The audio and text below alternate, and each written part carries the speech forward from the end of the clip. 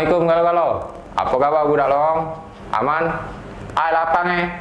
Terima kasih sudah mampir di Palquest Official. Semoga selalu memberikan informasi yang bermanfaat.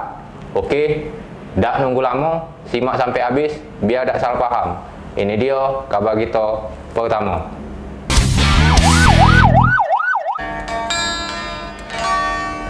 Bapak Siko ini yang namanya Sohardi asli bukan wong lagi, tapi sudah jadi setan. Anak tiri yang harusnya dijago, malah dia udah paksa saat rumah lagi sepi, saat ibunya lagi pergi pengajian. Kejadian ini sampai terulang 2 kali. Akibatnya korban laju hamil 7 bulan. Rasanya balasan penjara baik tidak cukup untuk bapak ini. Perbuatan Sohardi memang sungguh kelewatan. Bagaimana tidak, warga Kecamatan Tungkal Jaya, Musi Banyuasin, Sumsel ini tega mencabuli anak tirinya yang masih berusia 13 tahun hingga hamil 7 bulan. Akibatnya pelaku diamankan oleh petugas Polsek Tungkal Jaya yang selanjutnya diserahkan ke Unit Perlindungan Perempuan dan Anak Polres Muba.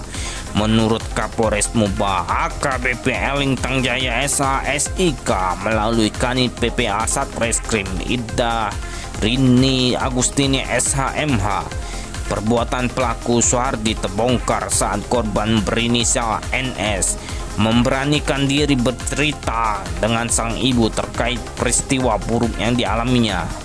Mendengar pengakuan dari anaknya, ibu korban langsung menceritakan kepada nenek korban dan warga, di mana pelaku memperkosa korban pada Mei 2020 lalu di kediamannya. Warga yang marah lantas segera mencari pelaku dan menyerahkannya ke Polsek Tungkal Jaya pada 12 Januari 2021 lalu. Untuk modus pelaku, Rini mengutarakan pada bulan Mei pelaku melancarkan aksi pertamanya ketika istrinya sedang keluar untuk menghadiri pengajian, di mana pelaku langsung mendekati korban dan menarik paksa ke kamar. Lalu korban didorong ke tempat tidur dan ditindih. Menurut Rini, korban saat itu diancam pelaku saat melakukan aksi bejatnya. Bapak tahu nggak itu masih sekolah? Tahu. Oh? Sudah berapa lama sih menikah dengan ibunya? 3 tahun. 3 tahun. Berarti dia sejak umur 10 tahun. 10 tahun berarti malah bapak 14 tahun apa ini? 18 tahun. 14. Kau iming-iming apa tak? Iming-iming apa? Diancam? Korban? Enggak. Tidak. Setelah itu sudah tanpa dosa kau tidak ini. Kau lakukan lagi yang kedua? Ya udah ya enggak lagi. Oh. Tapi kalau enggak ketahuan pasti bapak minta lagi kan? Hah? Enggak juga Pak. Iya kan? Juga. Udah nggak usah ini. Selanjutnya, merasa rumah sepi, pelaku kembali melancarkan aksi keduanya di akhir bulan Mei. Rini menambahkan, pelaku akan dikenakan pasal 81 ayat 1 dan ayat 3 Undang-Undang Nomor 35 Tahun 2014 tentang perlindungan anak dengan ancaman hukuman di atas 15 tahun penjara. Sementara itu, pelaku Sohardi mengaku tergoda melihat kemolekan tubuh anak tirinya, terutama ketika memakai pakaian olahraga, sehingga muncul niat jahatnya. Kalau untuk penjatuhan hukuman nanti kita serahkan kepada pihak hakim di pengadilan untuk putusan tersebut, apakah dikebiri atau tidak itu tergantung dari putusan hakim. Reporter dan juru kamera Firdaus, palpress.com.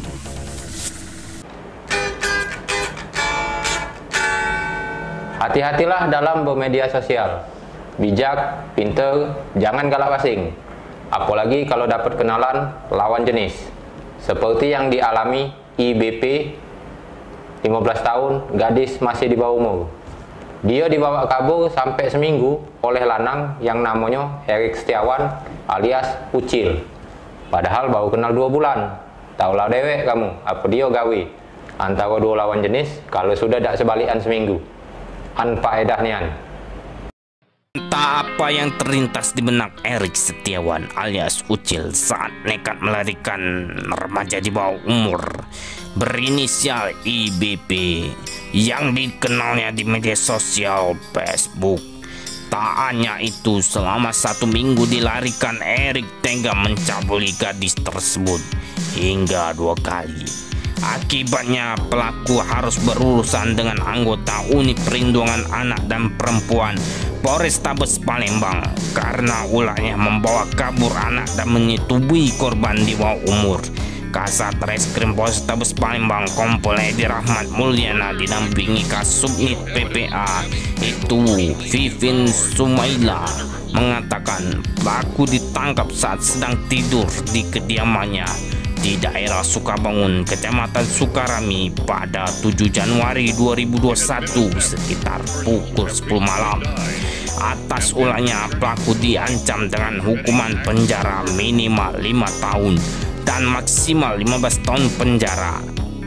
Jadi kami melakukan penangkapan terhadap pelaku persetubuhan ya, yang bersangkutan kenal dengan korban melalui Facebook ya, dan dibawa lari dari keluarganya sudah sekitar 6 hari, dan menurut keterangan dari pelaku yang bersangkutan sudah melakukan hubungan dengan korban sebanyak 2 kali. Pelaku ditangkap di rumahnya ketika sedang tidur, kemudian anggota mendapatkan informasi bahwa pelaku berada di rumah, baru kita melakukan penangkapan. Sementara itu pelaku Erik Bekila sudah menyuruh korban untuk pulang ke rumahnya. Namun korban menurut dia tidak mau pulang. Dia kan disuruh balik. Jadi kau kurung dia? Tidak, bukan kurung. Wajah ini kan bukan tempat main kan. Nah, dia kebalik lah, ada kalau balik masih dia. Jadi nginep di rumah kau terus? Tidak, di luar bukan terus. Dia udah kalau balik kan cak mana nama dia. Reporter dan juru kamera Kurniawan Palpres.com.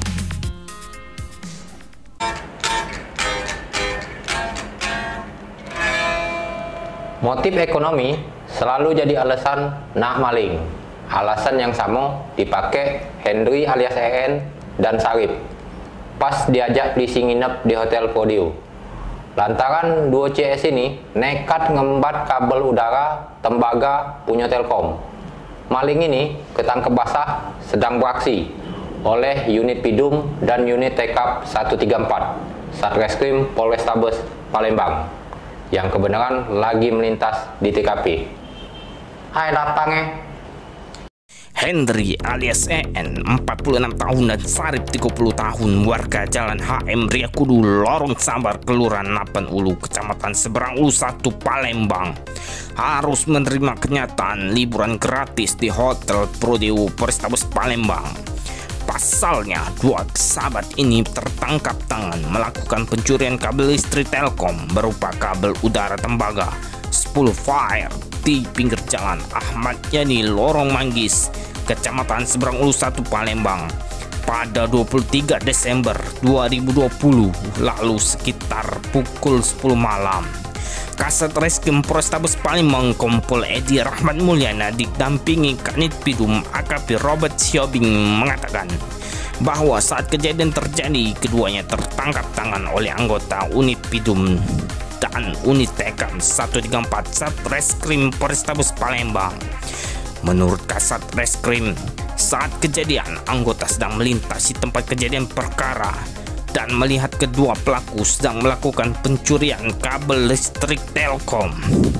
Kemudian tanpa perlawanan kedua pelaku diamankan dan bersama barang bukti keduanya digiring ke Polrestabes Palembang. Selain menggiring pelaku, menurut Kasat Reskrim pihaknya juga mengarahkan korban diwakili Korlap Security Telkom Tommy Effendi untuk membuat laporan polisi. Atas perbuatannya kedua pelaku diancam hukuman penjara selama 7 tahun penjara. Dari tangan keduanya, anggota mengamankan barang bukti berupa kabel udara tembaga 10 fire, 1 buah pisau beganggang kayu, 1 buah tang berganggang plastik, dan 2 buah kabel gulung Telkom. Sementara itu pelaku Hendrik mengaku nekat melakukan aksi itu didasari kebutuhan ekonomi. Dia mengaku belum sempat menjual kabel curiannya karena keburu terciduk oleh anggota polisi yang sedang melintasi TKP. Siapa? Coba tentangan yang pernah terbuang. Kemanggis. Kemanggis? Hah? Tinggi. Ini kelas apa? Mau berapa gitu ngambil itu? 8. Ya. Sudah sempat ngejual belum kabelnya? Belum sempat dijual, sudah tertangkap. Tertangkap di mana? Lagi tertangkap. Reporter dan juru kamera Kurniawan Palpres.com. Lagi-lagi kebutuhan ekonomi. Selama 2 minggu terakhir ini, polisi berhasil aman ke 13 pelaku 3C, curas, curat, curanmor. Hasil dari 13 laporan masuk dan diungkap unit reskrim berikut juga BB, buku posajam, dan senjata api rakitan. Ini salah satu peringatan untuk bandit supaya gancanglah tobat. Polisi ada di tengah masyarakat dan juga untuk warga Palembang supaya lebih hati-hati dan waspada. Dalam kondisi pandemi COVID-19 yang menghantam seluruh sektor kehidupan, ternyata menyebabkan sejumlah orang yang tak kuat iman melakukan tindakan kejahatan. Buktinya dalam kasus tindak curat, curas, dan curanmor atau 3C yang berhasil diungkap Polrestabes Palembang selama 2 minggu terakhir, mayoritas bermotif ekonomi. Hal ini terungkap dalam press release yang digelar di Aula Polrestabes Palembang Senin kemarin. Dalam kesempatan itu, Kapolrestabes Palembang Kombes Pol Irfan Prawira Satya Putra mengatakan, dari ungkap kasus selama 2 minggu terakhir terjaring 13 pelaku dengan 13 laporan yang berhasil diungkap unit reskrim. Menurut Kapolrestabes, dari sekian banyak kasus 3C yang berhasil diungkap, dari 13 pelaku yang diamankan, secara rata-rata motif pelaku nekat melakukan tindak kriminalitas karena didasarkan faktor ekonomi. Dijelaskan Kapolrestabes Palembang, berbagai barang bukti diamankan dari 13 pelaku. Di antaranya senjata tajam dan senjata api rakitan. Dengan barang bukti yang diamankan, pihaknya kembali mengingatkan kepada masyarakat tentang maklumat Kapolda Sumsel terkait larangan membawa sajam agar dipatuhi.